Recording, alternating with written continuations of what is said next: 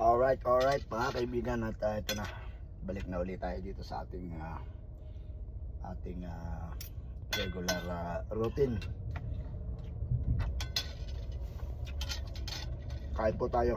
Ito meron tayong prito saka ginisang munggo. Yan, siyempre balik na ulit tayo sa balik na ulit tayo sa red rice. Kaya yan, puro salinggong red rice tayo. Kaya ito nag break time muna at gutom na tayo. Kamusta ang mga nagdaan yung mga holiday, Christmas at saka New Year? Ayan. Sa atin masaya talaga kasi alam nyo kaya maganda sa atin kasi yung weather, magandang mag-celebrate talaga pagka ang weather maganda. Yun ang isang sa nami-miss kong mga ganun. Dito okay din naman, kaso nga lang ang pagkakaiba dito yung malamig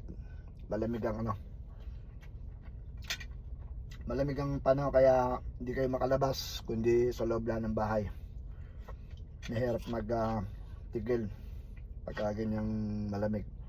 So yun ang pagkakaiba. Kaya hanggang ngayon nami-miss ko pa rin yung mga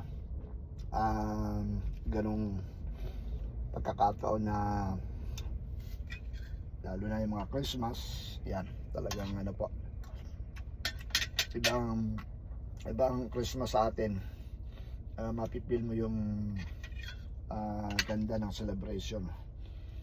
Kaya darating din yung panahon na mararanasin uli natin yung mag-Christmas sa Pilipinas. Bali panahon na lang makakapagsabi kung kailan. Kaya yun, nakita nyo naman ang celebration dito pagka Christmas at saka New Year. Talagang malamig, maganda lang, maputi, pero yung labas talagang hindi po pwede nang wala kayong suot.